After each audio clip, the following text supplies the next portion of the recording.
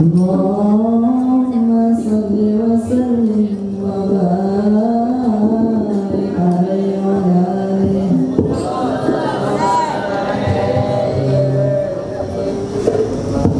نور المصطفى نور المصطفى ماذا الأكوان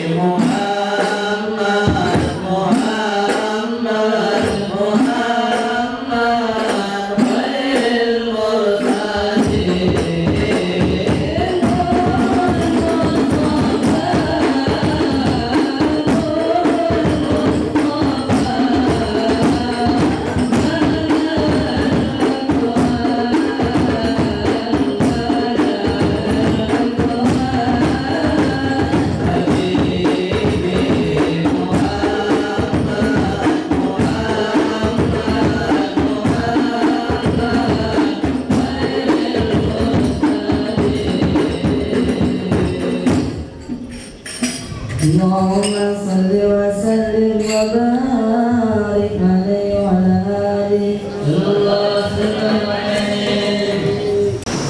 Bismillahirrahmanirrahim. Alhamdulillahi Rabbil Alamin. Wa sallallahu ala sayyidina maulana Muhammadin wa ala alihi wa sahbihi ajma'in, amma ba'd.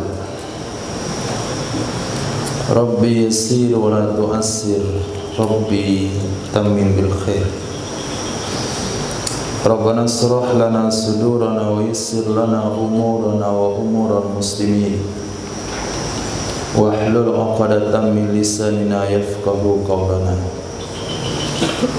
Bisanadina al-muttasili ila imamil khatimatil hufaz al-imam Jalaluddin As-Sayyidi rahimahullahu ta'ala. Aqaddasallahu sirrahu wa adama nafa'a bi ulumihi wa barakatihi wa nafahatihi wa madadihi wa karamatihi fid darini amin. Ahbab fillah wa duyufana al-a'izza, hadanallahu wa iyyakum alal huda wa taqwa. Kita lanjutkan dengan kitab Hadis Jami' As-Saghir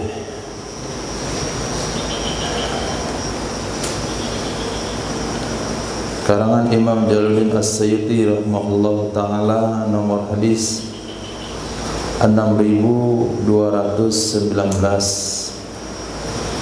Hadis ini terdapat dalam Musnad Imam Ahmad bin Hanbal, terdapat dalam kitab Sahih Bukhari dan Muslim, terdapat dalam Sunan Abi Dawud, Sunan Nasa'i, Sunan Ibnu Majah. Dari Sayyidina Anas ibn Malik radhiyallahu an, hadis sahih. Rasul sallallahu alaihi wasallam bersabda, Kitabullahi al-Qisas. Kitab Allah Subhanahu wa taala itu hukum qisas. Artinya di dalam Al-Qur'anul Karim ada penerapan hukum qisas. Qisas itu adalah membalas kejahatan dengan kejahatan dengan ukuran yang sama. Pertama, surah Al-Baqarah ayat 194, Allah berfirman, "Faman i'tada 'alaikum fa'tadu 'alaihi." Siapa saja yang melampaui batas terhadap kalian, maka balaslah perbuatan mereka tersebut. Kemudian surah An-Nahl ayat 126, "Wa in aqabtum," jika kalian mau membalas, fa'aqibu, maka balaslah bimisli ma uqibtum bih, dengan sesuatu yang diperlakukan kalian dengannya. Kemudian dalam ayat yang lain, surah Al-Maidah ayat 45, Allah berfirman, "Al-juruhu qisas." Dalam bab melukai ada hukum qisas. Al-Maidah ayat 45, Allah katakan, "Wa katabana 'alaihim fiha as-sinna bis-sinni." Kami wajibkan qisas, gigi dengan gigi, uzuna bil uzuni, amfa bil amfi, hidung dengan hidung. Jadi hadis Nabi SAW yang ini mengisyaratkan bahwasanya di dalam Al-Quran terdapat beberapa ayat tentang qisas. Dan ini makam fikih. Fatwa artinya hukum. Tapi kalau makam tasawuf, idfa' billati hiya ahsan, balaslah kejahatan dengan kebaikan, balas dengan perkara yang lebih baik. Wa idza hayyitum bi tahiyyatin fahayyu bi ahsana minha aw rudduha. Apabila kalian diberikan penghormatan, balaslah dengan penghormatan yang terbaik Assalamualaikum balas waalaikumsalam warahmatullah. Assalamualaikum warahmatullah, jawabannya waalaikumsalam warahmatullah wabarakatuh. Ulama bilang kalau ada yang mengucapkan Assalamualaikum warahmatullahi wabarakatuh, kita jawab dengan Waalaikumsalam warahmatullahi wabarakatuh waridwanu. Fahayyu bi ahsana minha, minimal rudduha. Jawab seperti yang dia sampaikan. Assalamualaikum, waalaikumsalam. Assalamualaikum warahmatullahi, waalaikumsalam warahmatullahi. Itu minimal. Tapi kalau kurang dari itu hukumnya dosa. Orang ucapin salam, Assalamualaikum warahmatullahi wabarakatuh, kita jawab waalaikumsalam, kita dapat dosa. Karena menjawab salam dengan ukuran setimpal hukumnya wajib, menjawab salam dengan yang lebih baik hukumnya sunnah. Hadis berikutnya, hadis Hasan, diriwayatkan dari sahabat Nabi Sayyidina Abi Sa'id Al-Khudri radhiyallahu an. Nabi sallallahu alaihi wasallam bersabda, Kitabullah, yakni Al-Qur'anul Karim, kitab Allah yaitu Al-Qur'anul Karim, huwa, dia adalah hablullah, tali Allah, al-mamdudu, yang diulurkan, minas samai, dari langit, ilal ardi, ke bumi. Jadi kitab Allah adalah tali Allah yang diulurkan dari langit ke bumi. Di sini menggunakan bahasa majaz, atau disebut dalam ilmu bayan dengan majaz mursal. Maaf, majaz syabah,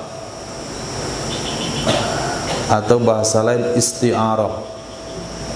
Allah menyerupakan Al-Quran dengan tali.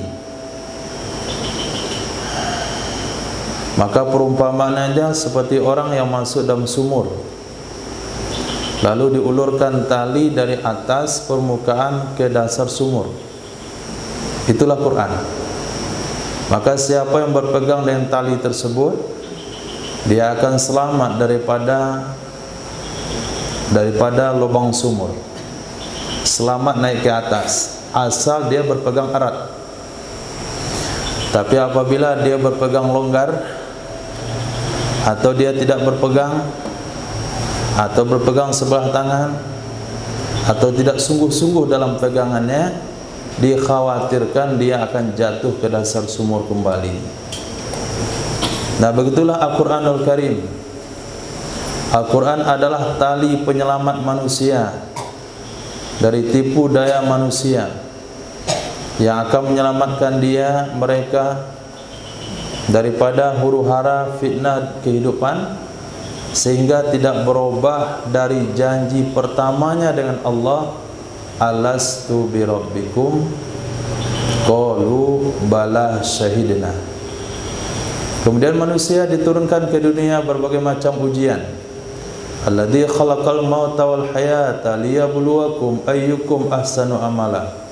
Zat yang sengaja menciptakan kehidupan di dunia ini dan kematian untuk menguji siapa di antara kalian yang paling bagus amalnya. Maka supaya selamat dari ujian huru-hara dunia sampai kepada tujuan yang sebenarnya, mesti berpegang dengan Al-Quranul Karim. Bukan berarti Al-Quran itu tali yang terulur dari langit ke bumi seperti pemahaman zahir, tidak. Tapi pemahaman takwil. Kalaulah Al-Quran tidak boleh ditakwil, hadis tidak boleh ditakwil, seperti yang dikatakan oleh Wahabi, sekarang mana tali yang teruntai di langit itu? Nggak ada kan? Berarti perlu ditakwil. Al-Quran perlu ditakwil, Hadis perlu ditakwil apabila bertentangan dengan zahir, apabila bertentangan dengan logika, apalagi apabila bertentangan dengan ketinggian Allah Subhanahu wa taala.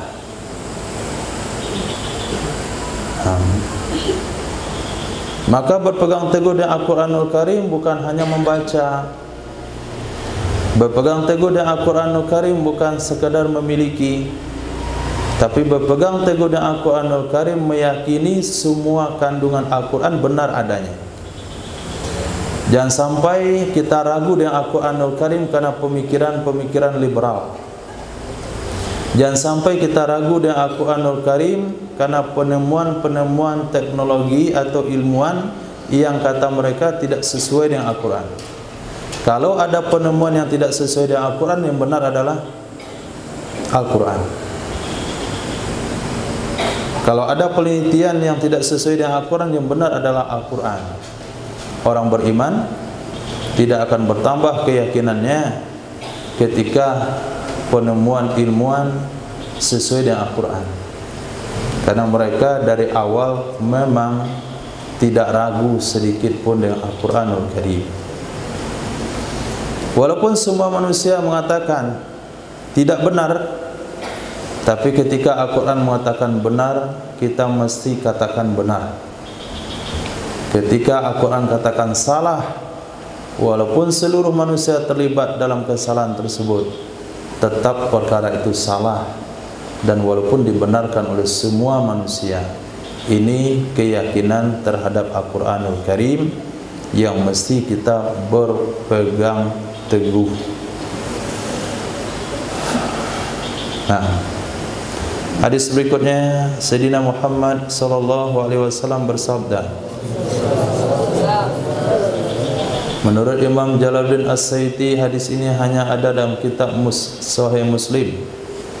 Diriwayatkan daripada Sayyidina Abdullah bin Amr bin As radhiyallahu an.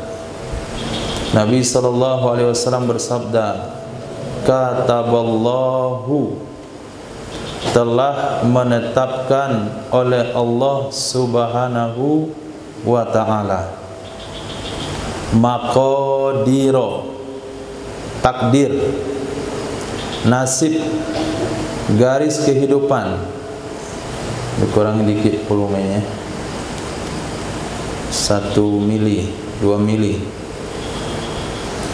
Maqadirul khalaik, takdir, kadar makhluk. Al khalaik, seluruh makhluk.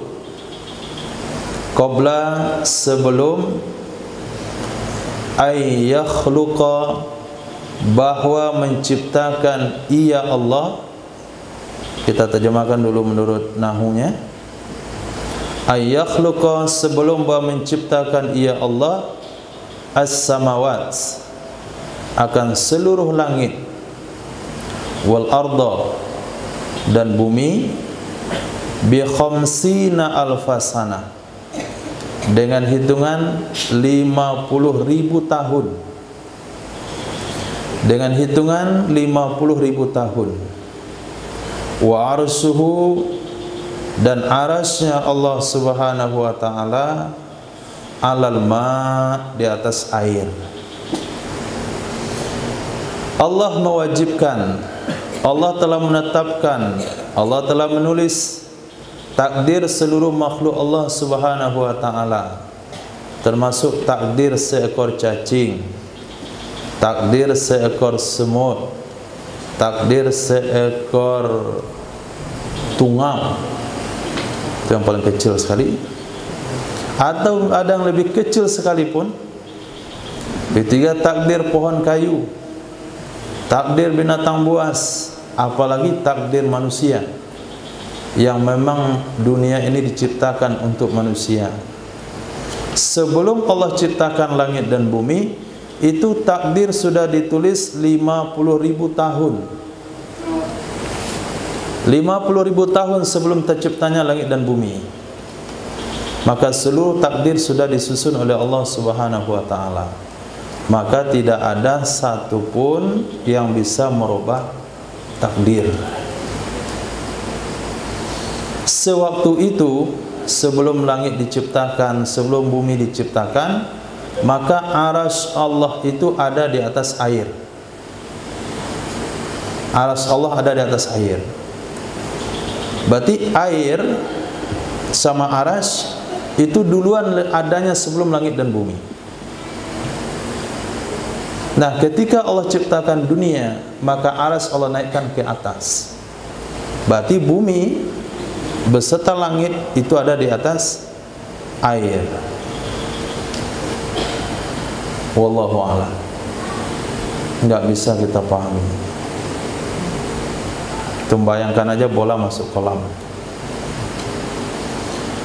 Nah, sehingga bola itu akan bergoyang. Lalu Allah katakan, kami ciptakan gunung supaya dia tidak bergoyang, supaya dia tetap tidak ikut berjalan kemana kalian berjalan. Bisa dipikirkan? Kalau nggak bisa terpikirkan, yang jelas Allah Maha Kuasa. Nah, kalaulah ciptaan Allah itu saja nggak bisa kita pikirkan, maka jangan pikirkan zat Allah. Jangan pikirkan zat Allah Subhanahu wa ta'ala. Maka tidak pernah sahabat berpikir tentang zat Allah. Tidak pernah tabi'in berpikir tentang zat Allah Subhanahu wa ta'ala. Muncullah umat akhir zaman berpikir tentang zat Allah. Allah punya tangan, Allah duduk di arasy, Allah di langit, Allah turun ke langit ke dunia setiap sepertiga malam terakhir. Dia telah mulai berpikir tentang Allah. Ketika Imam Malik rahimahullah ta'ala ditanya tentang ayat-ayat yang berkaitan dengan Allah Subhanahu wa ta'ala, Imam Malik menjawab, istiwa ma'lum wa kaifiyatuhu majhul wa su'alu anhu bid'ah. Istiwa itu maknanya maklum. Orang Arab semua tahu makna istiwa. Tapi bagaimana istiwa yang dimaksudkan kepada Allah, satu pun tidak ada yang tahu. Bertanya bagaimana istiwa, makna istiwa pada Allah, itu hukumnya bid'ah.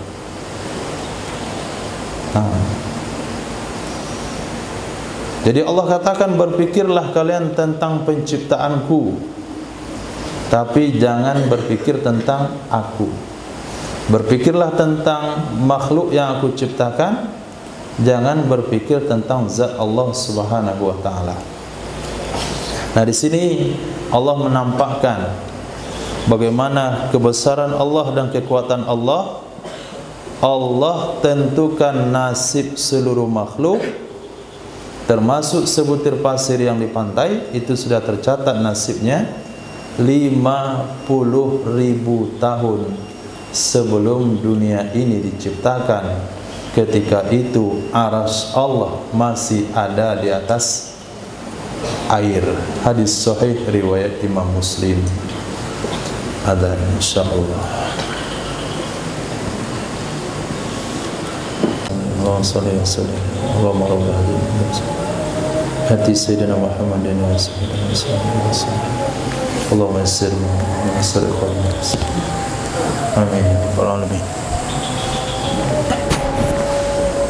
Bismillahirrahmanirrahim.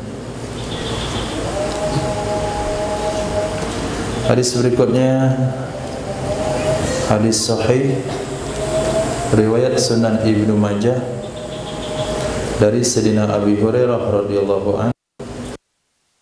Nabi Muhammad sallallahu alaihi wasallam bersabda, kataba rabbukum,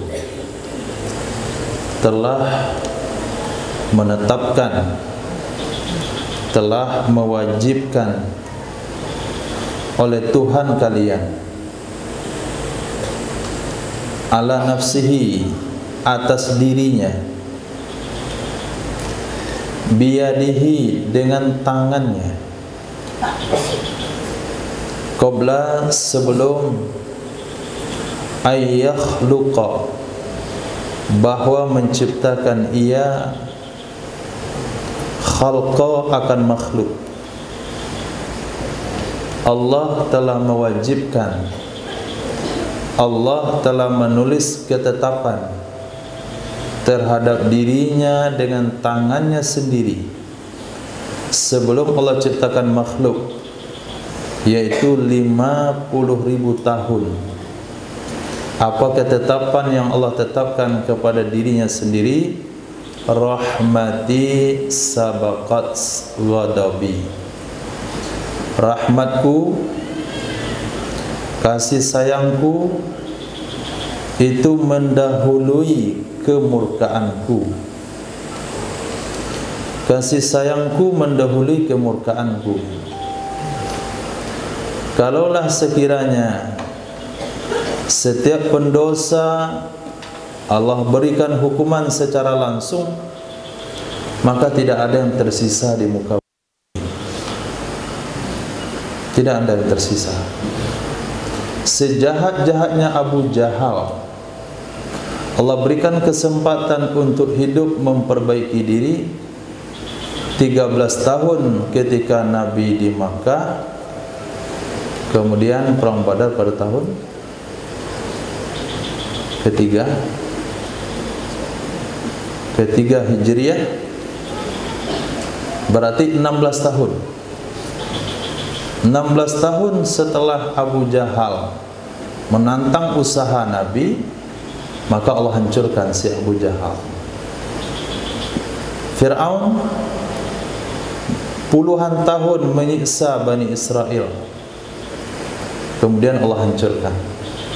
Begitu juga dengan Namrud, juga dengan Abu Lahab, itu juga dengan musuh-musuh Islam yang lainnya. Begitu juga hari ini dengan Israelnya. Kalaulah Allah langsung mengambil tindakan, setiap berdosa langsung hancur, dunia ini akan kosong. Tapi dengan ketetapan Allah yang sudah Allah wajibkan terhadap dirinya sendiri 50.000 tahun sebelum diciptakan langit dan bumi, Allah berkomitmen kepada dirinya, rahmatku pasti lebih duluan datang daripada murkaku.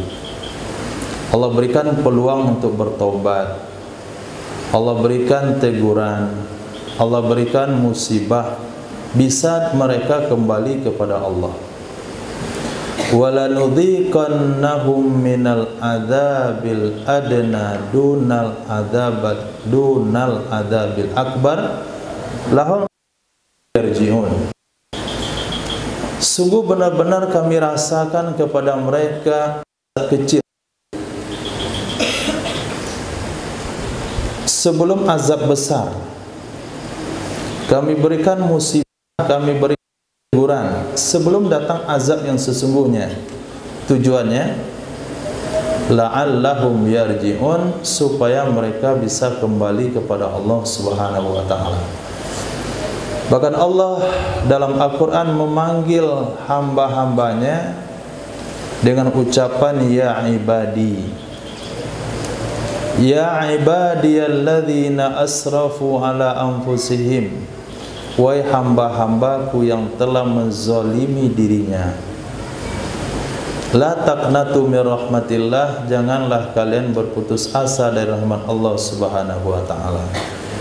Dalam hadis diceritakan oleh Nabi sallallahu alaihi wasallam, lallahu asyaddu farahan, sungguh Allah sangat gembira daripada seseorang yang berjalan di padang pasir dengan ontanya, di atasnya semua keperbekalannya, lalu ontanya hilang, kemudian dia cari sampai detik akhir kehidupannya, kemudian dia beristirahat di bawah pohon kayu untuk menunggu kematiannya.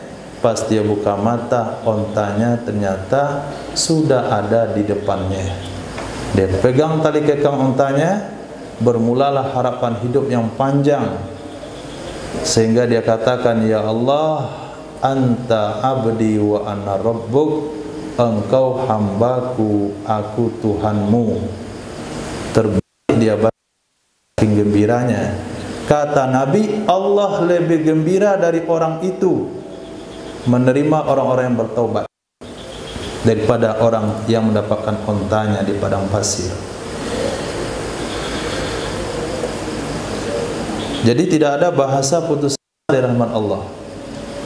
Rahmat sampai pada satu titik tidak berubah juga, maka Allah akan mengambil dengan azab dan siksaannya. Yang jelas, maaf Allah lebih besar sebelumnya. Dan itu sebuah ketetapan yang sudah Allah buat sebelum menciptakan makhluk. Hadis berikutnya, Sayyidina Rasul sallallahu alaihi wasallam bersabda, "Kutiba alayyal adha." Diwajibkan kepadaku berkorban. Kutiba diwajibkan alayya ke atasku akan berkorban. Walam yuktab alaikum, dan tidak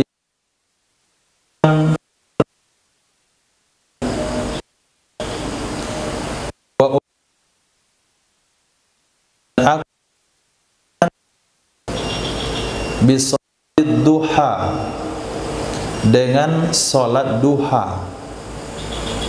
Walam tu'maru, dan tidak diperintahkan kalian biha, dengannya salat duha. Apa maksud hadis ini? Apa betul kita tidak perintahkan untuk salat duha? Hah? Maka maksud dari perintah di sini adalah perintah wajib. Sama di hadis Nabi yang berbunyi, laula an asyqa ala ummati la amartuhum bisiwaki inda kulli wudu. Dalam riwayat yang lain, la amartuhum bisiwak inda kulli shalah. Kalau bukan memberatkan umatku, aku sudah perintahkan mereka gosok gigi setiap berwudu, gosok gigi setiap mau salat. Padahal perintah dalam agama sudah ada, itu perintah sunnah. Maka maksud perintah di sana adalah perintah wajib. Jadi di sini Nabi memberikan kepada kita informasi bahasanya solat duha bagi Nabi hukumnya wajib, bagi umat sunnah. Berkorban pada hari raya Idul Adha bagi Nabi hukumnya wajib, bagi umat sunnah.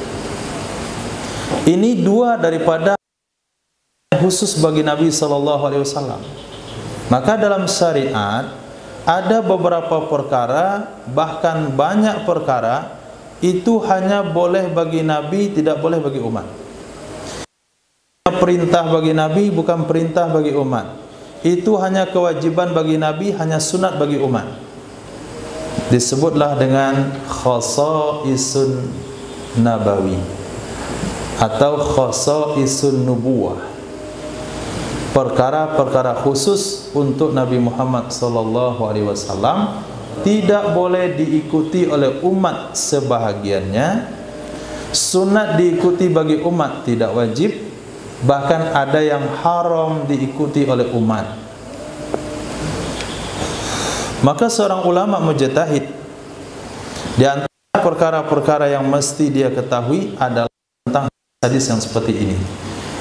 Mana di antara hadis Nabi yang itu hanya khusus untuk Nabi saja, yang tidak boleh dilakukan untuk umat? Di antaranya puasa wisol, puasa tanpa sahur, tanpa berbuka 3 hari, 4 hari, 5 hari berturut-turut, tidak buka, enggak sahur sama sekali. Kemudian beristri lebih pada, kemudian salat duha, Senin korban, kemudian sholat tahajud. Itu bagi Nabi hukumnya wajib, bagi umat sunnah.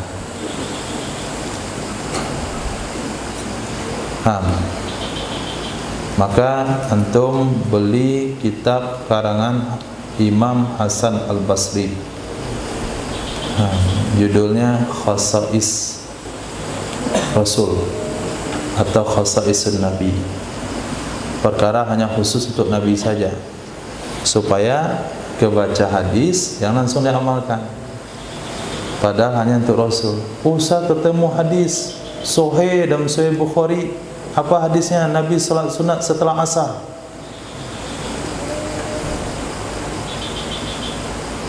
Akhirnya dia salat sunat lepas asar. Kemudian ditanya, kenapa bapak salat sunat dapat asar? Ketemu hadis Sahih Bukhari, Nabi salat sunat setelah asar. Nah, itu penyebabnya, karena nggak mau bermazhab. Ketemu hadis langsung diamalkan, akhirnya sesat. Memang hadisnya dan Sahih Bukhari betul, Nabi salat sunat ba'da asar, iya. Apa penyebabnya? Nabi tidak sempat salat qobliyah asar karena melayani tamu. Maka Nabi kerjakanlah salat qobliyah asarnya setelah asar. Nabi SAW apabila melakukan suatu ibadah, maka tidak boleh ditinggalkan. Nggak boleh tinggalkan lagi kalau sudah dibuat. Itu untuk Nabi. Maka terjadilah salat sunat ba'diyah asar bagi Rasul SAW. Hadisnya sahih. Tapi karena dia anti mazhab, akhirnya diamalkan hadis sahih. Akhirnya dia buat dosa. Kok buat dosa? Kan hadisnya sahih, kenapa buat dosa? Karena itu hanya khusus untuk Nabi, tidak boleh untuk umat. Maka sepakat seluruh umat mengatakan, seluruh mazhab mengatakan, seluruh ulama mengatakan, tidak ada salat sunat ba'da asar. Walaupun ada hadis Nabi melakukannya. Karena ada di antara beberapa hadis tersebut khusus untuk Nabi Muhammad SAW. Juga ada di antara syariat khusus untuk orang tertentu, nggak boleh untuk orang lain. Salah satu contohnya yaitu korban dengan anak kambing. Korban dengan anak kambing. Siapa nama sahabatnya? Hah? Abu Burdah.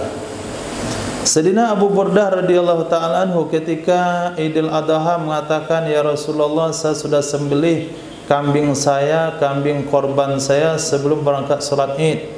Karena saya berharap sekali kambing korban saya lah yang pertama kali dimakan oleh keluarga saya dan tetangga saya. Nabi bersabda, korban kamu tidak sah, itu kambing laham, itu kambing pedaging, bukan untuk ibadah kurban.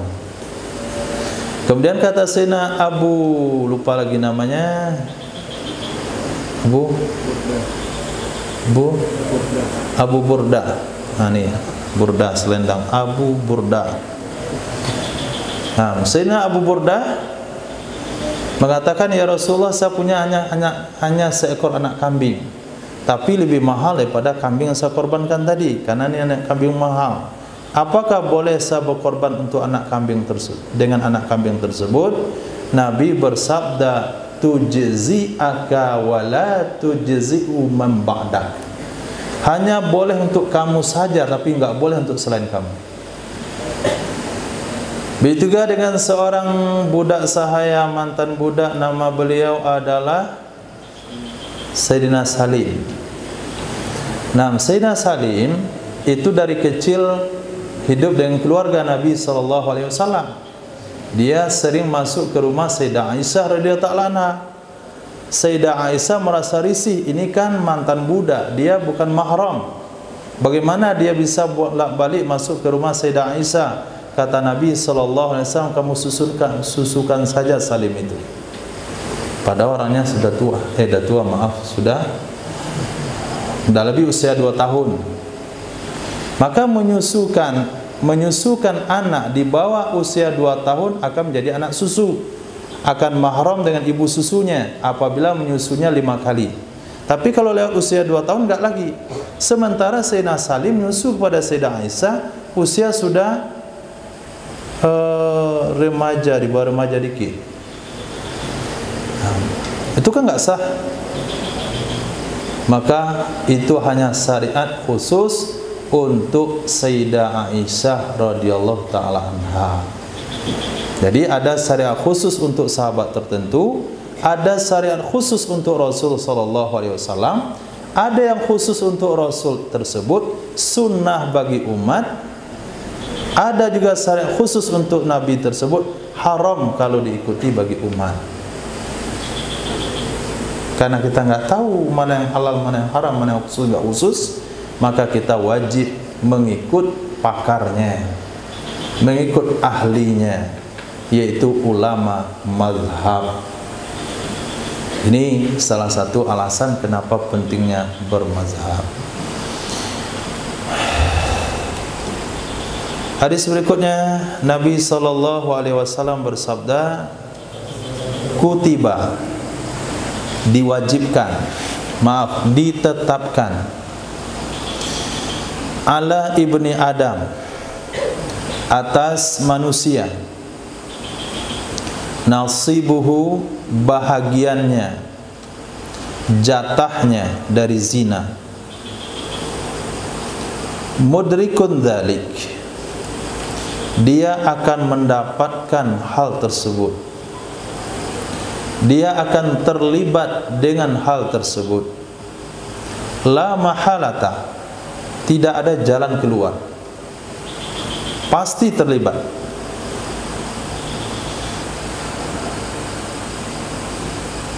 Kalimat ibni Adam ini am, artinya seluruh manusia, kecuali orang yang dikecualikan oleh Allah Subhanahu wa taala. Secara umum seluruh manusia itu sudah ditetapkan 50.000 tahun. Kita kembali kepada bahasa hadis 50.000 tahun. 50.000 tahun sebelum dunia diciptakan sudah ditetapkan terhadap manusia jatah dia dari zina. Dan dia pasti terlibat kepada zina tersebut, tidak ada jalan keluar. Tidak ada istilah tidak terlibat, pasti semuanya terlibat. Zina apa yang dimaksudkan di sini? Macam-macam.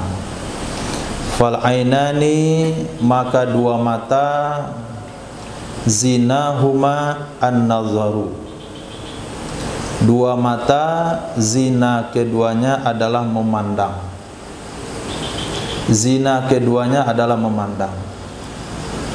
Kalaulah manusia itu ditakdirkan oleh Allah buta dari lahir, berarti selamatlah dia dari zina mata. Kalau dia selamat dari zina mata, maka tidak akan terlepas pada zina berikutnya. Wal udhunani, dua telinga, zinahuma, zina keduanya adalah istima, mendengarkan. Mendengarkan yang haram, mendengarkan ghibah, mendengarkan musik.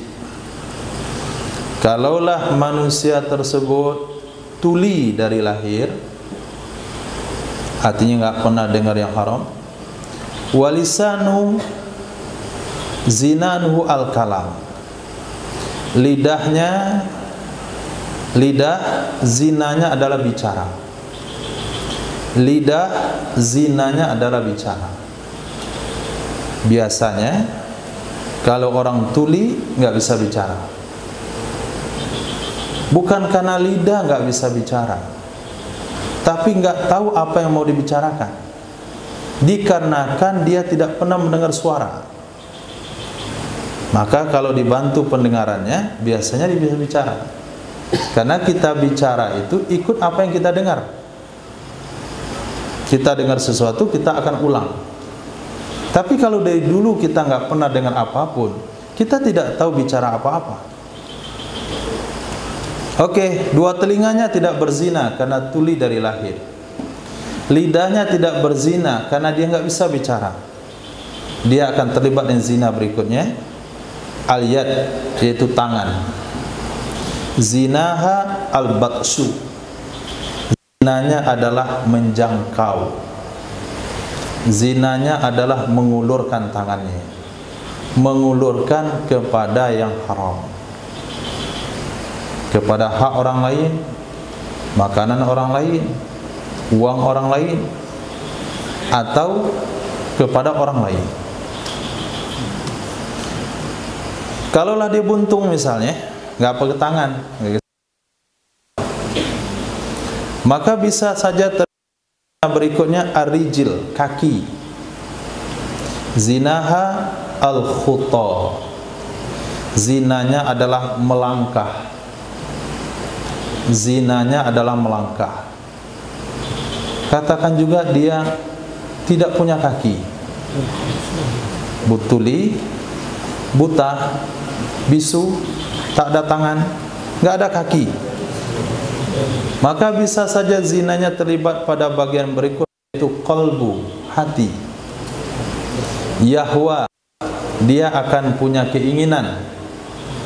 Wa yatamanna, dia berangan-angan, berkeinginan yang haram, punya angan-angan yang haram, maka dia akan pasti terlibat dari zina yang ini.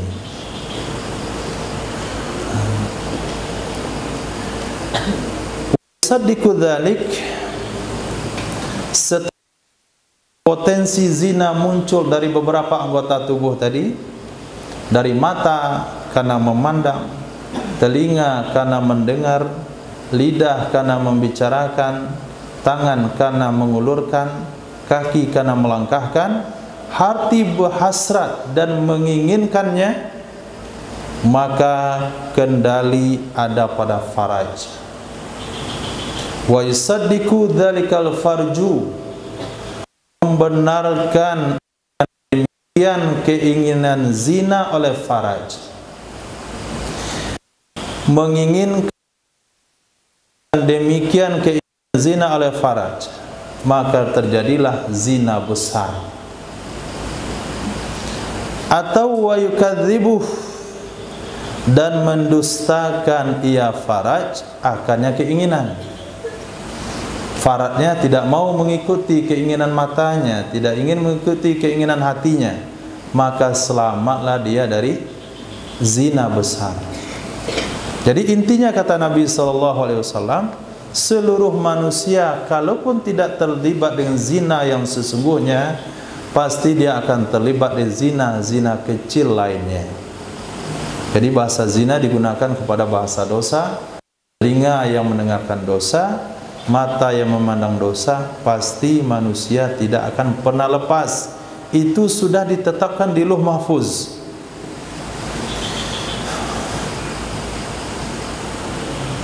Untuk apa hadis ini disampaikan oleh Nabi sallallahu alaihi wasallam? Apakah untuk bertoleransi kepada nafsu, menerima apa kata nafsu itu datang dari Allah? Apa boleh mencuri ya? Dah takdirkan 50 tahun yang lalu. Bukan untuk itu hadisnya. Mata Zahra dijaga. Ngapa ngurus mata saya? Dah takdirkan Allah 50.000 tahun yang lalu. Bukan untuk itu guna hadisnya. Jangan salah penempatan. Untuk membuktikan kepada manusia, Nabi yang berbunyi, kullu ibni Adam khatta'un. Manusia itu banyak melakukan kesalahan. Wa khairul khatta'in at-tawwabun. Sebaik-baik yang melakukan salah adalah orang-orang yang mau bertobat. Kedua, untuk menghilangkan di dalam diri manusia kebanggaan dengan amal, merasa telah berbuat banyak dengan Allah. Maka ulama katakan, orang menyesal dari dosanya lebih baik daripada orang bangga dari amal baiknya. Orang yang merasa menyesal dari dosanya itu lebih baik daripada orang yang bangga dengan amal baiknya. Iblis laknatullah alaih yang berbangga dengan amal baiknya, sehingga mengatakan ana khairum min, saya lebih baik dari dia.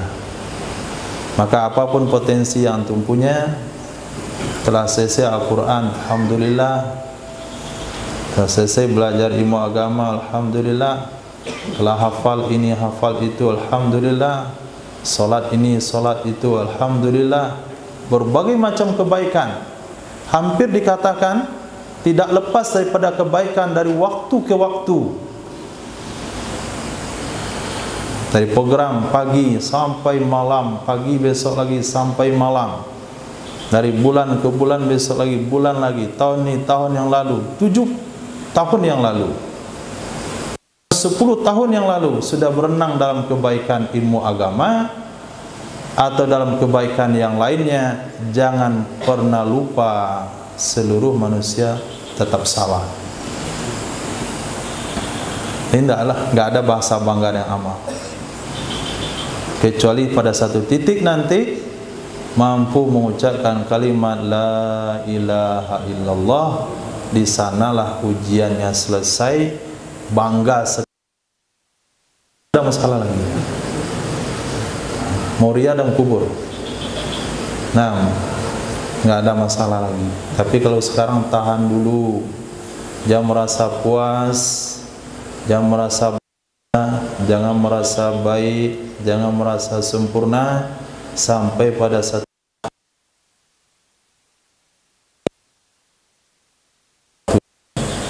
mampu mengucapkan kalimat tersebut, di sanalah sukses. Muria-ria di situ, saya hafiz Quran, saya hafal Sahih Bukhari, saya hafal Sahih Muslim, saya dari bayi dah pakai cadar.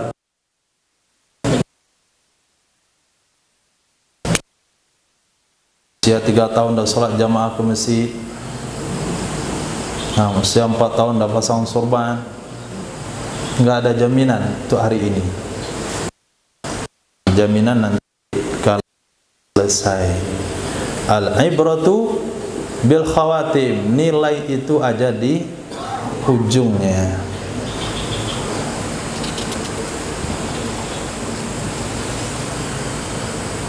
Hadis sahih, Nabi bersabda, kasratul haji, banyak melakukan ibadah haji, wal umrati, dan umroh, tamna'ul ailah, itu bisa menghalangi miskin, menghalangi kemiskinan. Secara logikanya, kalau sering dia umroh, banyak uangnya habis. Tapi ilmu agama atau amal agama tidak pakai logika, tapi pakai sabda Rasul. Hadis hasan, bukan hadis dhaif. Orang yang sering haji, sering umroh tidak akan miskin, kata Rasul. Tidak akan miskin. Maka usahakan awal sekali, awal-awal dikumpul-kumpul, tabung-tabung sambil berdoa. Allahumma rzuqna hajjam mabrura wa sa'yam maskura wa umratan maqbulah. Allahumma rzuqna ziyaratal haramain. Sambil menabung. Nah, jangan beli kota. Nah, beli kampung aja. Beli dusun aja agak murah, jangan kota dibeli. Ini ditabung jadi imam, dapat uang beli handphone, maka semakin miskin hidupnya. Jadi miskin ya, kena kutuk. Kena kutuk rezekinya. Kenapa kena kutuk? Didapatkan dengan dipergunakan untuk yang haram. Semakin jauh rezekinya. Maka antum sabar. Nah, kalau mau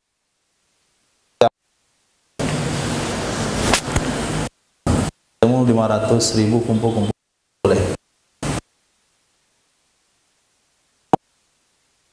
Karim, antum gunakan untuk beli handphone, lalu antum gunakan untuk para subahat atau perkara yang haram, akan jauh rezeki antum. Kalau antum kumpul untuk umroh, akan berkahi berikutnya, umroh lagi, akhirnya tinggal di Makkah. Tapi jangan jadi Wahabi.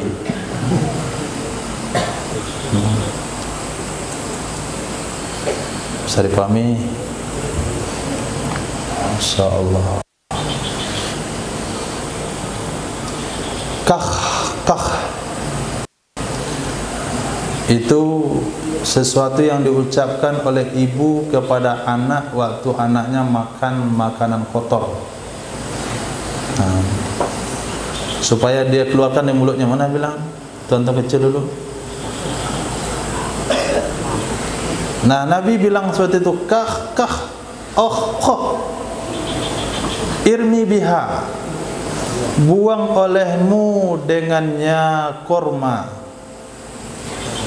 buang olehmu dengannya korma. Ini hadis Nabi sampaikan kepada cucu beliau, Sayyidina Hasan atau Sayyidina Husain, yang waktu itu mengutip korma yang jatuh.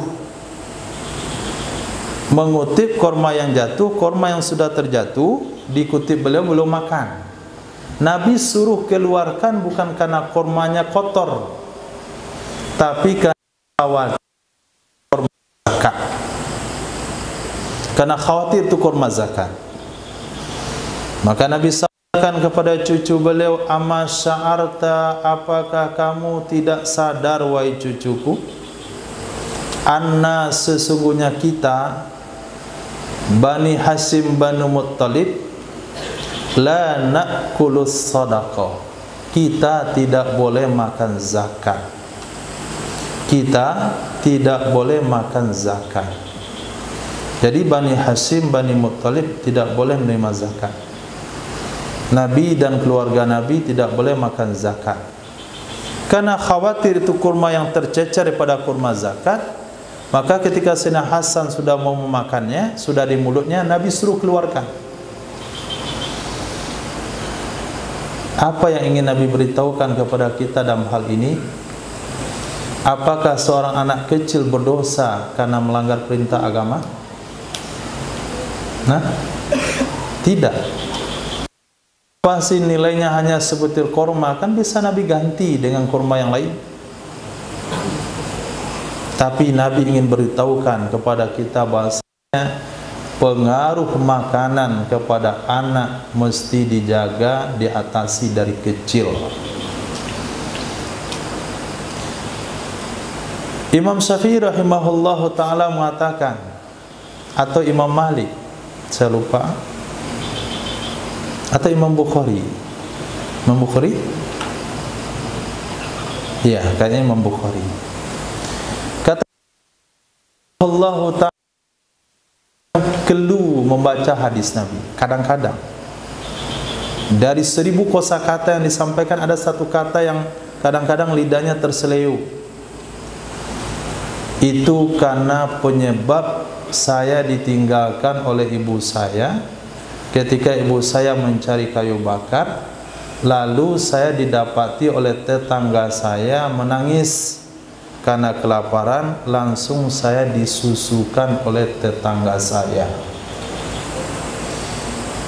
Karena disusukan oleh tetangga saya. Hanya satu sekali menyusu kepada susu yang subhat, kesannya lidah Imam Bukhari kadang-kadang terpeleset ketika membaca hadis Nabi sallallahu alaihi wasallam. Imam Syafi'i rahimahullahu ta'ala, ibu Imam Syafi'i rahimahullahu ta'ala ditanya, apakah kamu wahai ibu bangga dengan prestasi Imam Syafi'i? Apa kata ibu tersebut? Alhamdulillah bangga. Tapi saya tidak terlalu bangga, dikarenakan Syafi'i mencapai apa yang dia capai itu dikarenakan saya selalu menjaga wudhu sebelum menyusukannya.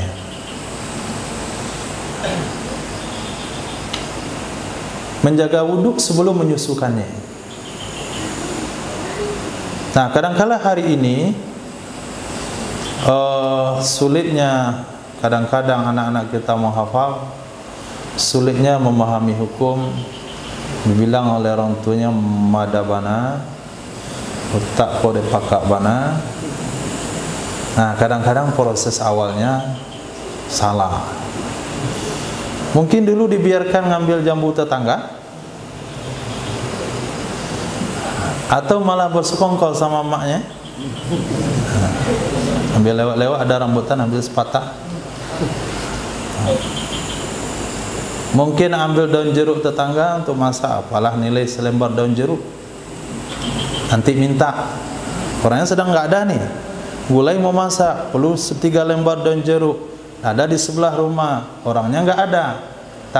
Ambil aja dulu, kan cuma 3 lembar daun jeruk, nanti kita kasih tahu. Udah pulang orangnya nggak kasih tahu sampai sekarang.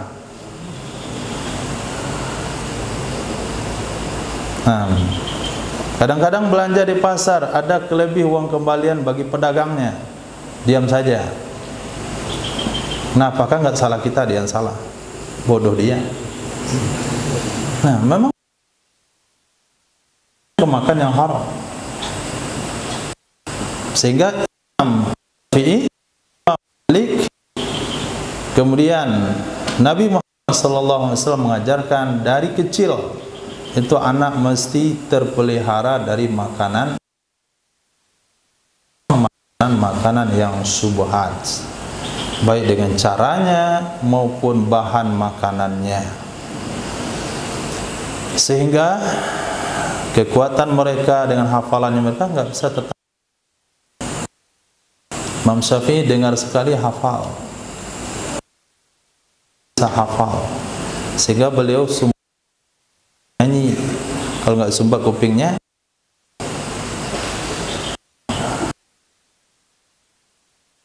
Umar radhiyallahu ta'ala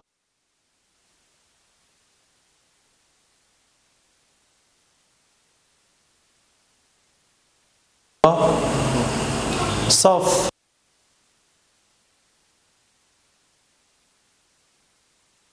alaihi wasallam tuh Nabi sahabiah hafal surah Qaf dari bacaan Nabi ngimamin sholat.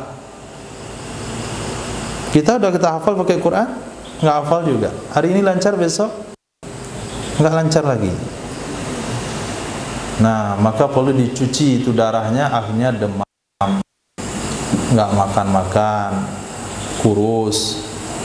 Itu gunanya untuk menghilangkan makanan, daging, darah yang tumbuh yang kuat dulu. Mau kubro itu harus demam dulu.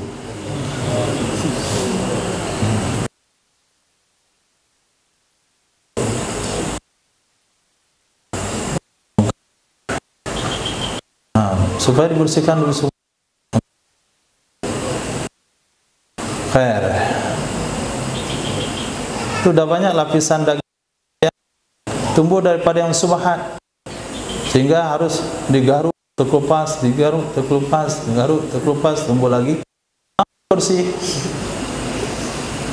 Itu proses Allah Subhanahu wa ta'ala. Seperti hadis yang kita baca kemarin, Allah akan ganti dengan darah yang lebih baik, dengan daging yang baik.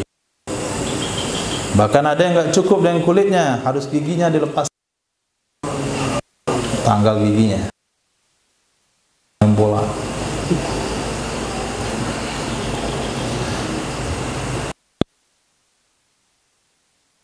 Nabi sallallahu alaihi wasallam bersabda, kadzaban, bohong mereka pakar-pakar nasab. Bohong mereka pakar-pakar nasab. Qala Allah Ta'ala wa qurunam baina dzalika katsira. Generasi-generasi antara demikian sangat banyak. Berdasarkan hadis itu,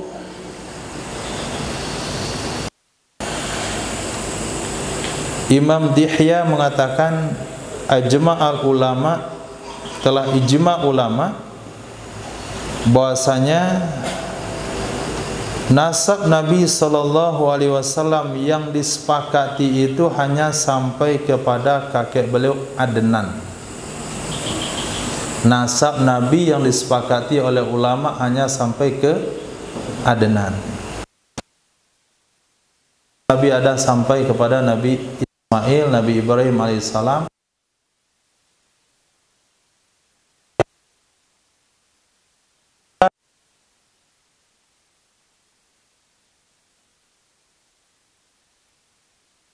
Ada orang mencatat nasabnya sampai kepada Nabi Adam. Itu bohong sekali. Dicatat nasabnya, dikarang sendiri sampai Adam alaihissalam. Nah, ini buku nasab kita, diturunkan ke anaknya, sambung sampai ke bawah. Kadzabun. Nabi sabdakan bohong. Kenapa? Karena ada generasi yang Allah tidak sebutkan dalam Al-Quran. Ada generasi yang Allah tidak ceritakan dalam Al-Quran. Baina dzalik katsira. Antara ceritakan itu diantaranya itu banyak generasi yang tidak disebutkan. Bukan berarti ini jangan pula antum jadikan dalil mendustakan nasabnya para habaib. Itu salah lagi. Nah, itu kan betul tuh, nggak ada habib itu. Lihat kazabun nasabun itu parah juga. Nggak boleh sampai ke situ. Ini yang dari Nabi langsung ke Nabi Adam sini. Atau nasab antum kepada Nabi Nuh. Saya adalah cucu ke 136 dari Nabi Nuh alaihissalam. Saya tinggal di Bero.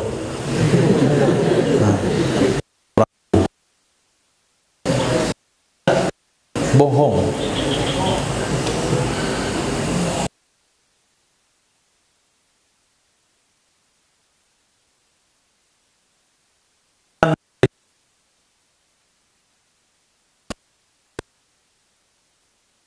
Memuliakan Al-Quran yaitu mengkhatamkan. Karamul kemuliaan seseorang adalah agamanya. Inna akramakum indallahi atqakum. Yang paling mulia, yang paling bertakwa dalam menjalankan agamanya. Wa muru'atuh akluf. Harga dirinya adalah akalnya.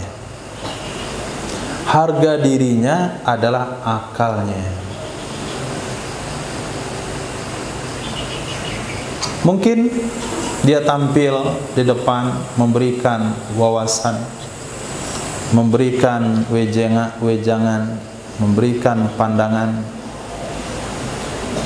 Maka siapa yang bagus dalam memaparkan, maka di sanalah harga dirinya.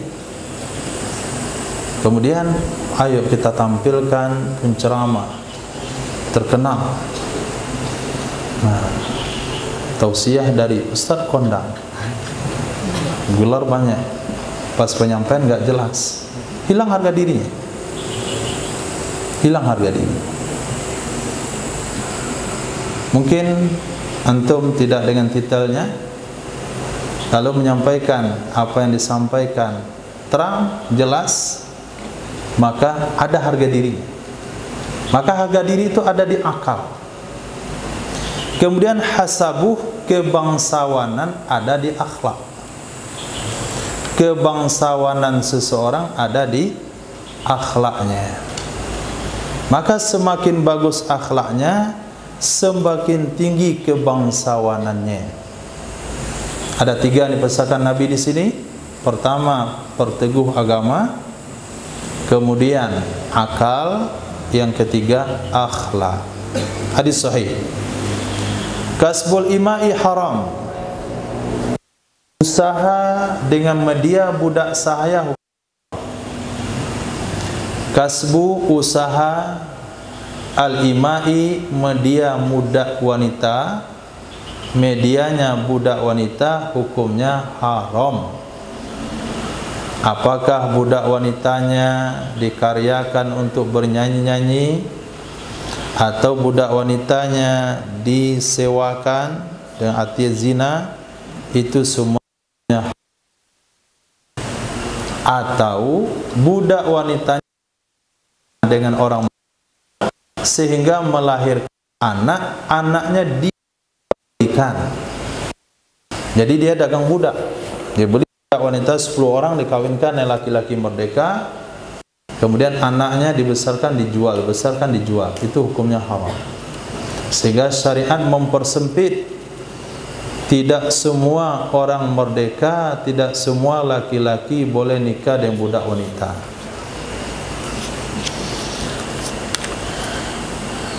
Terakhir, kasru azmil mayyit ka kasri hayya. Mematahkan mayat itu dengan mematahkannya ke mematahkan tulang mayat itu sama dengan mematahkannya ketika hidup.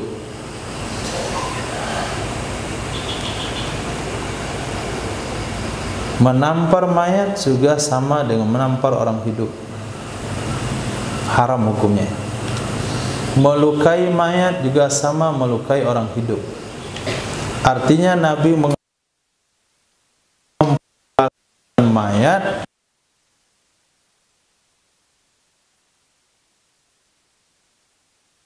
bukan mayat seperti memperlakukan orang hidup. Bagaimana? Kita lihat mayat terbujur di tengah rumah. Mayatnya laki-laki, dikerumuni oleh ibu-ibu. Nah, kira-kira antum bisa tidur nggak di tengah rumah mak-mak itu dikeliling? Bisa? Nggak bisa. Maka mayat jangan dibuat begituan. Kemudian waktu mandi ditonton ramai-ramai. Berani mandi waktu tonton orang ramai-ramai? Kayaknya antum berani-berani aja. Nah, sebagaimana kita memperlakukan orang hidup, begitu harus memperlakukan mayat. Kalau bisa, sebelum meninggal pesan sama keluarga, kalau saya meninggal taruh di kamar saja, jangan dibawa ke ruang tamu. Nah, kalau saya meninggal tolong mandikan di tempat tertutup. Kalau bisa sekarang buat rumah itu bisa mandi di kamar mandi sendiri. Buat kira-kira besarnya bisa taruh keranda di situ. Sehingga mandinya di kamar mandi. Yang masuk ke situ hanya keluarga saja. Kalaupun tidak, itu di pagar rapat, harus ada penjaganya. Nggak boleh masuk kecuali hanya keluarga dekat yang kalau kita buka baju kita nggak malu di depannya. Ini nonton semuanya mandi mayat. Dikira dia mau belajar bukan cari mandi mayat, cuman mau lihat saja. Panggil, kamu sepupu ya, lihat, cobalah. Paling nggak siram air ke gayung aja ke dalam. Suruh semuanya masuk. Kamu sepupunya masuk, lihat. Saudaranya lihat masuk dalam. Nah, disuruh masuk. Ada orang tuh nggak mau masuk. Ada yang sudah jalan aja nggak bisa. Kalau dipapah oleh 2 orang untuk melihat, itu kakaknya mandi.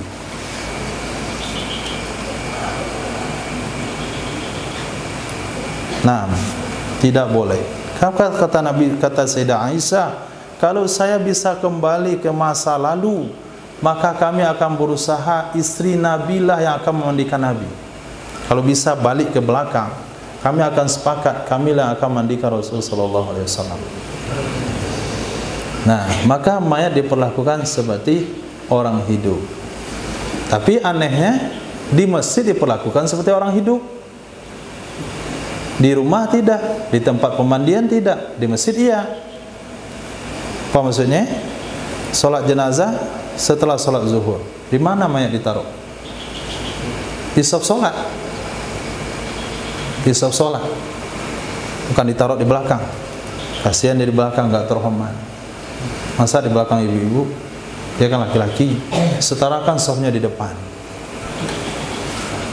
Waktu hidup dia nggak pernah berdiri di saf. Sekarang waktu orang sholat dia tidur di saf.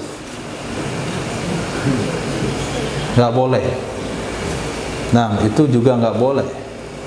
Kenapa? Putus saf gara-gara dia. Nah, sudahlah hidup tidak bisa membantu atau tidak ikut salat jamaah, pas mati mengganggu orang salat jamaah. Pas mati ganggu orang salat jamaah. Apa yang terganggu? Qobliyah zuhur nggak ada. Kalau mayat dah meninggal di masjid itu qobliyah zuhur nggak ada. Azan langsung iqamah. Apalah nasib mayat ini? Sudahlah nggak sholat. Pas dia mati orang nggak sholat sunat gara-gara dia. Selesai sholat zuhur nggak ada zikir dan doa gara-gara mayat. Selesai sholat zuhur nggak ada orang mbak dia gara-gara dia juga lagi. Maka jangan bikin gara-gara udah mati. Nah, ikut normal saja. Sampaikan pada pengurus masjid, jangan sampai jenazah kami menghilangkan kesempatan kalian sholat qobliyah, bahkan bisa menghilangkan kesempatan orang sholat jamaah. Biasanya ada sebagian masyarakat yang tinggal dekat masjid, dia sholat di rumah dulu. Pas selesai azan langsung iqamah. Saudara nggak jadi berangkat, dah iqamah orangnya. Gara-gara siapa tadi? Semayat tadi. Jadi di masjid dia dihormati, berlebihan. Khair, itu yang perlu antum catat sebelum meninggal dunia. Pesan-pesan tersebut, pertama diperlakukan kalau mati taruh di kamar saja, seperti baginda Rasul sallallahu alaihi wasallam. Yang kedua, kalau mandi dimandikan di tempat tertutup, hanya orang-orang tertentu saja, bahkan tulis namanya di sekarang. Yang boleh mandikan istri saya, anak saya, yang lain nggak boleh. Mengafankan juga orang-orang tertentu. Kemudian ketika disolatkan di tempat solat pun pesankan kepada mereka selesai qobliyah, selesai zuhur, selesai zikir, selesai ba'diyah baru solat. Atau selesai solat zuhur kemudian diminta orang untuk solat ba'diyah. Khair insyaallah. Nah, supaya hal itu tidak terganggu maka mati di Madinah. Nah,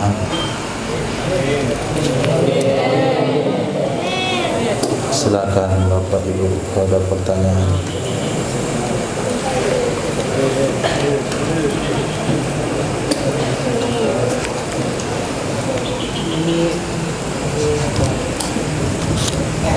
Assalamualaikum. Waalaikumsalam warahmatullahi wabarakatuh. Ini jenazah. Pertama, ketika kita sholat di masjid, ternyata di masjid itu kita tahu bahwa dia Muhammadiyah misalnya tanpa bismillah atau tanpa bismillah dan tidak ada disuruhkan juga bismillah. Lalu apakah kita sah berjamaah atau kita menyesatkan diri? Yang kedua, yaitu ketika sholat subuh berjamaah, kita tahu imamnya itu masak imam ini, tapi lupa baca qunut sampai selesai dan imamnya tidak sujud sahwi. Apakah tapi kita ketika lupa itu kita menahan diri untuk qunut sendiri. Nah, terakhirnya apakah kita juga sujud sahwi atau menyesatkan diri? Lalu yang ketiga tentang mengkafalkan dosa. Di sini kan di masyarakat pada umumnya itu kan ada syarat-syaratnya, harus ini mengukur pakai segala macam. Apakah kalau keluarga saja itu belum mengikuti syarat-syarat tertentu? Itu ya. Terima kasih. Assalamualaikum. Waalaikumsalam warahmatullahi wabarakatuh.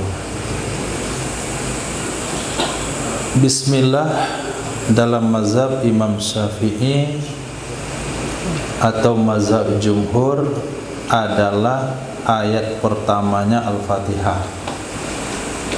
Bahkan Quran jumhur demikian. Cetakan Al-Quran mana saja, apakah Quran cetakan Indonesia, Saudi, cetakan Turki, cetakan Hanafi, itu ayat pertamanya Bismillahirrahmanirrahim. Itu sudah ijma' ulama. Maka tidak membaca Bismillah itu berarti tidak melengkapi Al-Fatihah. Tidak melengkapi Al-Fatihah maka sholatnya batal. Bagaimana kalau kita ngikut imam tidak baca Bismillah? Kita husnuzon saja, berprasangka baik saja, imamnya bacanya sir. Bismillahirrahmanirrahim. Alhamdulillahirabbil alamin. Dia baca sir. Dan kita nggak perlu bertanya. Selesai sholat datang imam, Pak Imam tadi Bapak baca Bismillah sir atau enggak? Nggak perlu bertanya. Ma ghaba anka fala tas'al. Sesuatu yang kita tidak tahu nggak usah ditanyain. Sesuatu yang kita tidak nampak jelas jangan ditanyakan. Karena kalau banyak bertanya nanti kamu tidak senang. Apa bunyi Allah katakan? Wala tas'alu an asya'a in tubda lakum tasukum. Jangan bertanya tentang beberapa hal, nanti kalau dijelaskan malah nggak senang. Kata imamnya, saya nggak mau baca bismillah. Satu ayat pertama Al-Fatihah itu alhamdulillah, bismillah nggak masuk. Akhirnya apa yang terjadi? Kita ulang sholat. Tapi kalau kita nggak tanya, anggap dia sudah baca bismillah, husnuzon, ya sudah, sholat kita sah. Nah, begitu juga dengan kunut. Kalau imam kita tidak baca kunut subuh dan kita mazhabnya Syafi'i, disunahkan baca kunut, maka kita baca kunut ringkas saja, tanpa perlu mengangkat tangan supaya tidak menyebabkan fitnah. Sami'allahu liman hamidah, rakaat kedua subuh, kan imam dah turun ke bawah, kita baca Rabbana al-hamdu mi'is samawati wa alimul masyidan Allahumma dini fiman wa afini fiman sallallahu alaihi wasallam maulana Muhammadin wa ala alihi wa sahbihi jami'in. Allahumma dini fiman hadait wa afini fiman afait wa tawallani fiman tawallait wa sallallahu ala sayyidina Muhammadin nabil ummi wa ala alihi wa sahbihi baraka wa salam. Sujud kita dianggap sudah baca kunut. Atau baca saja Allahumma ufirli Rabbana atina fid dunya hasanah wa fil akhirati hasanah wa qina adzabannar. Doa pun sudah kunut. Itu bagi makmum, bagi kita sebagai makmum yang ikut imam tidak baca kunut. Kita baca doa ringkas. Sebetulnya kalaupun kita sudah baca kunut, imam tidak baca kunut, imam salam, makmum tetap sunnah sujud sahwi. Tetap sunnah sujud sahwi. Nah, apakah kita akan sujud sahwi? Kita lihat kondisi dan tempat kita. Kalau kita di tempat kita tinggal, yang kemungkinan orangnya akan bertanya, kita sujud sahwi saja. Tapi kalau kita datang pada satu tempat sekali-sekali cuman sholat di situ, kita sujud sahwi, orang mengira nanti aliran sesat. Maka orang akan menghukum orang yang penampilannya sama dengan kita, seperti kita. Tuh mirip dengan kemarin tuh. Dia salam, dia sujud lagi 2 kali, entah sujud apa. Apalagi pengetahuan agama masyarakat pada hari ini tidaklah merata, sehingga kalau berbeda pasti salah. Oleh sebab itu kita nggak usah sujud sahwi, walaupun sunnah. Tapi ada kaidah usul yang berbunyi daf'ul mafasid muqaddam ala jalbil masalih. Mengelakkan fitnah, mengelakkan kerusakan lebih diutamakan daripada mendapatkan kemaslahatan. Tapi kalau di tempat kita tinggal nggak ada masalah. Nanti orang akan bertanya kepada kita, kenapa kamu sujud? Kita bisa jelaskan. Tapi kalau masyarakatnya juga diam-diam, mendingan enggak juga. Nah, takutnya nanti pas kita jadi imam, pas salam enggak ada lagi satu orang di belakang. Mana jamaah tadi? Katanya jamaahnya pulang semuanya karena imamnya sesat. Nah,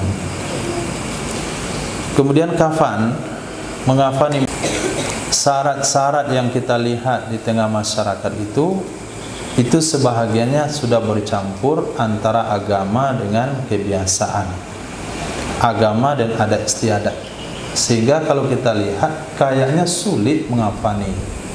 Kenapa? Ada macam-macam, kain dipotong nih, buang itunya, kain 9, kain apalah namanya, kain basahan mandi, kemudian ada yang diikatkan kepala yang mandikan. Itu sama sekali nggak ada hubungannya dengan agama. Nah, jadi ikut saja aturan yang biasa, yang mudah. Ambil 3 helai kain kafan untuk lapisan luar, buat baju gamisnya dari kain tersebut, atau berwasiat baju gamis yang dia pakai untuk rajin untuk melakukan sholat Jumat. Misalnya dikhususkan baju putih, ini khusus untuk sholat Jumat. Nanti kalau meninggal, tolong kafanin saya dengan baju ini, karena baju ini sering saya gunakan sholat Jumat. Itu hukumnya boleh. Seperti sahabat yang meminta sarung Nabi, untuk dijadikan kafan. Jadi mempersiapkan kafan dari bekas orang soleh atau antum sempat jumpa sama Habib misalnya, Habib Umar, antum dapat gamisnya, itu bagus. Siapa yang bisa mendapatkannya? Nah, kemudian baru siap, ini untuk kafan saya ketika meninggal, itu gamis. Kemudian kalau nggak ada, buat dari kafan itu gamis, buat dari kafan itu sarung, buat dari kafan itu sorban. Nah itu saja, sorban bagi laki-laki, sorban, sarung, gamis 3 lapis. Perempuan 2 lapis di luar, 3 lapis di dalam, yaitu sarung, mukena, gamis. Khair, sisanya itu mau kain 9, mau kain 17 kita nggak tahu. Nah, nggak ada arahannya, kita jumpa di dalam kitab-kitab fikih. Insyaallah.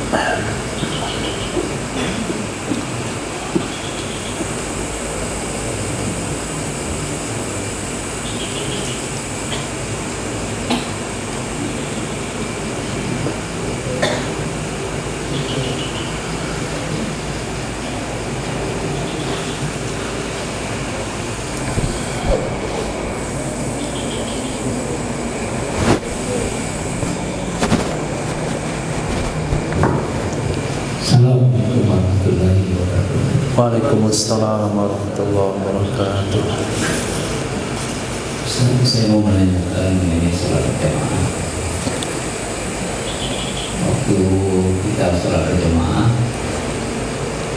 imam 1, makmum 1, dan ada perempuan belakang. Bagaimana posisi kita sebagai makmum? Imamnya 1 orang, imam ada, kita berdua aja, imam 1, kita makmum. Tapi perempuan tak. Bagaimana posisi kita sebagai makmum? Khair, insyaallah.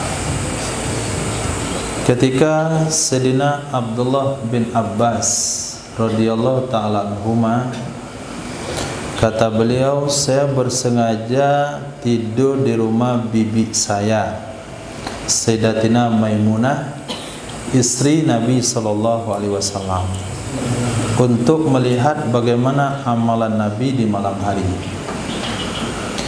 Ketika itu Nabi dan Sayyidatina Maimunah tidur di bagian panjang bantal, kemudian Sayyidina Abdullah bin Abbas tidur di bagian lebar bantal. Jadi satu bantal bertiga. Itu kondisi kesederhanaan Sayyidina Rasul sallallahu alaihi wasallam.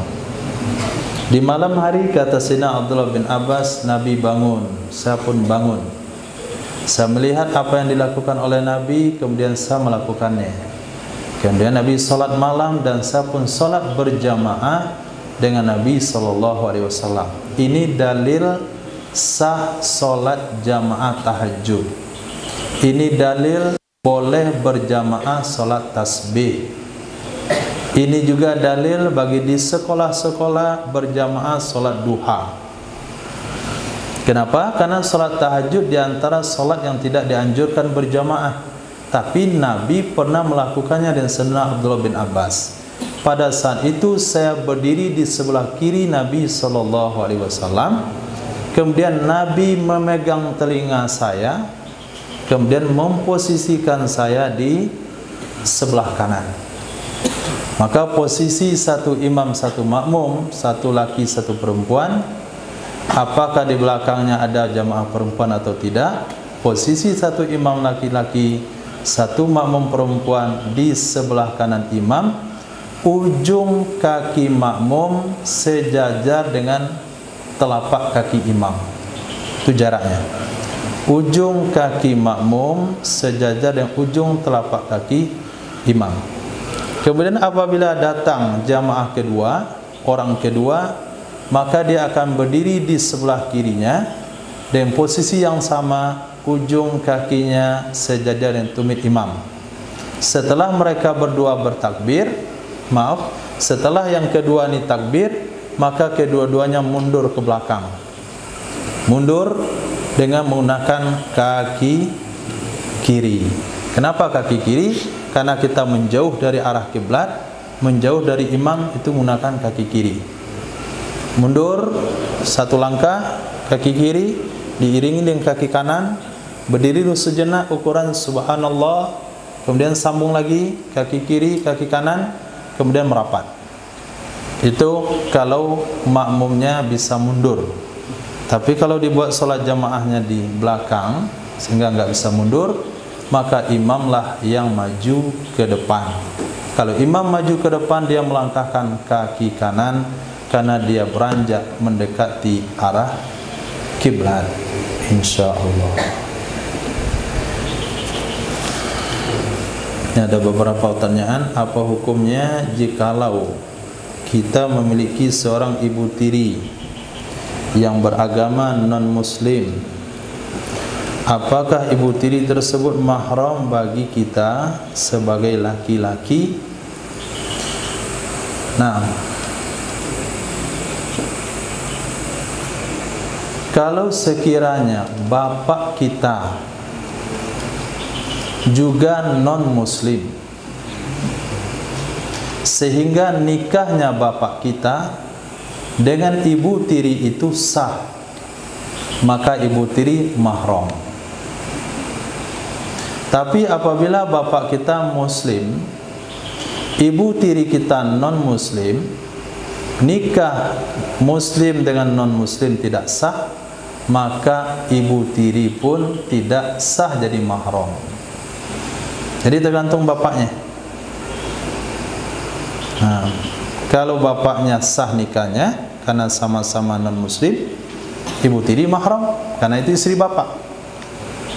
Hurrimat alaikum ummahatukum wa banatukum wa akhwatukum wa banatul ukhti wa banatul akhi wa banatul ukhti wa ammatukum khalatukum. Mana ibu tiri jumpa di mana? Wa azwaju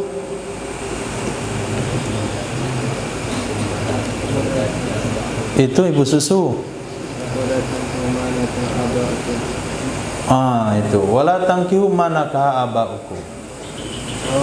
Jangan kalian nikahi orang yang pernah dinikahi oleh bapak kalian. Jangan kalian nikahi orang yang dinikahi oleh bapak kalian. Wala tankihu manakaha abaukum. Kalau nikah bapak kita dengan ibu tiri sah, maka sahlah jadi mahram kita. Apabila ibu tiri bapak dengan ibu tiri nikahnya tidak sah karena beda agama, maka ibu itu juga tidak sah menjadi ibu tiri. Dan ibu tiri itu haram mu'abbad selama-lamanya. Walaupun ibu tiri sudah cerai setengah dengan bapak kita, ibu itu tetap ibu mahram kita. Jumpa, salam tidak batal wudu dan tidak haram. Jikalau mereka punya anak wanita, itu mahram juga atau tidak? Agamanya juga non-muslim. Anak bapak sama yang tadi juga. Kalau nikahnya sah, maka itu mahram juga bagi antum. Karena itu adalah anak bapak. Anak bapak itu saudari. Tapi kalau nikahnya tidak sah, berarti hubungannya zina. Kalau hubungannya zina, jangankan dengan anak si tukang zina tersebut, yang berzina sama anak yang lahir dari zina itu halal nikah. Seorang laki-laki berzina, lahir anak perempuan. Bapak penzina ini dengan anak yang lahir dari zina itu halal dia nikah. Anak biologisnya. Apalagi anak bapak itu. Tapi untuk apa antum nikah dengan dia? Cuman sekedar pertanyaan. Yang ketiga, kalau sepasang suami istri itu telah meninggal dan anaknya masuk Islam dan sudah ingin menikah, apakah boleh kita yang jadi walinya? Sama juga jawabannya. Ini 3 pertanyaan jawabannya sama. Kalau nikahnya kemarin sah antum jadi walinya. Kalau kemarin nikahnya nggak sah jadi walinya. Kalau nikahnya kemarin sah, berarti itu asli saudari sebapak. Tapi kalau kemarin nikahnya nggak sah, berarti itu bukan saudari sebapak. 3 pertanyaan dan 1 jawaban. Misalnya suami istri punya agama Kristen, dia mempunyai 1 pasang anak, dan suami istri tersebut cerai, lalu orang tua perempuannya tersebut membawa anaknya, dan orang tua perempuan tadi menikah dengan seorang laki-laki muslim, sedangkan orang tua laki-lakinya menikah dengan orang Kristen. Lalu ia mempunyai 1 pasang anak, dan anak dari orang tua laki-laki tadi kemudian masuk Islam. Tahu kejadiannya? Ini lebih mantap lagi pada kitab fikih karangan Imam Nawawi. Ulang lagi. Suami istri punya agama Kristen, dia mempunyai 1 pasang anak. Kemudian suami istri tersebut cerai, lalu orang tua perempuan tersebut membawa anaknya, dan orang tua perempuan tadi menikah dengan seorang laki-laki muslim, sedangkan orang tua laki-lakinya menikah dengan orang Kristen, lalu mempunyai 1 pasang anak, dan anak dari orang tua laki-laki tadi kemudian masuk Islam. Pertanyaannya, apakah boleh orang tua perempuan tadi menikah dengan anak orang tua laki-laki? Apakah boleh anak orang tua perempuan menikah dengan anak orang tua laki-laki?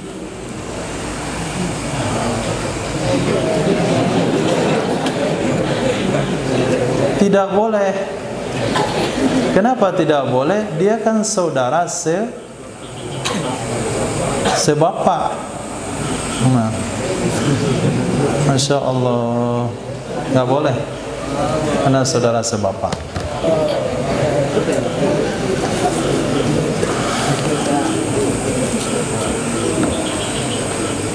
Ada pertanyaan, Pak?